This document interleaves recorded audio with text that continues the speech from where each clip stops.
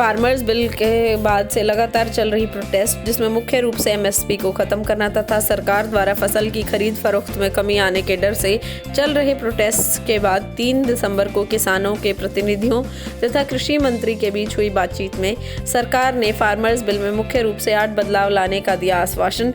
MSP को नहीं हटाने के लिए भी दी मंजूरी। इस श्रेणी में मुख्य रूप से 22 फसलें आती हैं। 5 दिसंबर को अगली वार्ता फिर से होगी। ब्रिटेन के बाद भारत सरकार कोविड-19 वैक्सीनेशन को दे सकती है इमरजेंसी अप्रूवल। इसमें मुख्य रूप से अगर कंसर्न की बात की जाए तो फाइजर जैसी कंपनियों द्वारा बनाई गई वैक्सीनेशन को मुख्य रूप से -70 डिग्री पर रखना होगा, जो कि भारत जैसे देशों के लिए एक बहुत बड़ा चैलेंज साबित हो सकता है। उड़ीसा में फ्लोरोसिस के लगातार बढ़ते हुए केसेस को देखते हुए एनएचआरसी यानी नेशनल ह्यूमन राइट्स कमीशन ने नोपोडा डिस्ट्रिक्ट कलेक्टर से पीने के पानी में लगातार बढ़ रही फ्लोराइड की मात्रा हेतु मांगी रिपोर्ट। मुख्य रूप से फ्लोराइड बच्चों के दांतों तथा वयस्कों की हड्डियों के लिए बहुत हानिकारक होता है।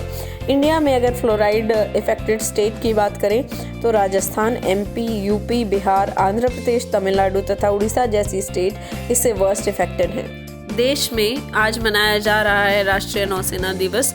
नौसेना प्रमुख एडमिरल करमवीर सिंह ने इस मौके पर कोविड-19 महामारी के दौरान नौसेना के कंट्रीब्यूशन तथा हेल्प करने के कारण लोगों का नेवी में बढ़ते हुए विश्वास की बात पर डाला प्रकाश। सुप्रीम कोर्ट द्वारा जारी किए गए एक रीसेंट वर्डिक्ट के अनुसार मास्क न पहनना, सोशल डिस्टेंसिंग का पालन न करना दूसरे व्यक्तियों के फंडामेंटल राइट्स के वायलेशन के अंतर्गत आता है।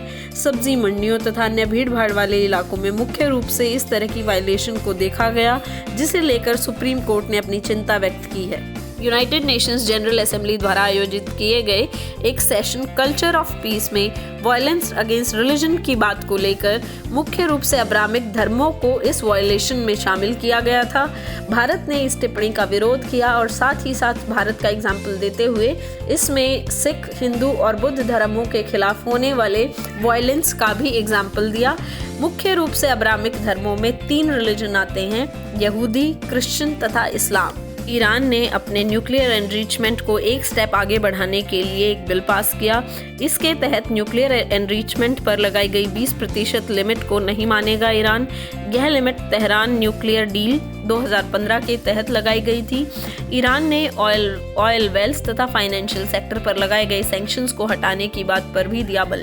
तमिलनाडु में कमजोर पड़ा तूफान बुरेवी, वहीं श्रीलंका में 12,000 लोगों की जिंदगी अस्त व्यस्त हुई। आज की टॉप 10 न्यूज में इतना ही। कल फिर मिलेंगे नई टॉप 10 न्यूज के साथ। हमारी न्यूज सीरीज मुख्य रूप से कॉम्पिटिटिव एग्जाम्स को ध्यान में रख के बनाई गई है। इसमें द हिंदू के साथ साथ और भी जो इम्पोर्टेंट न्यूज है उनको इंक्लूड किया जाता है। जुड़े रहिए हमारी न्यूज सीरीज के साथ। पॉलिटिकल कनेक्ट को सब्सक्राइब कीजिए, ज़्यादा से ज़्यादा लोगों में शेयर कीजिए ताकि ज़्यादा से ज़्यादा लोग इसका फ़ायदा उठा सकें।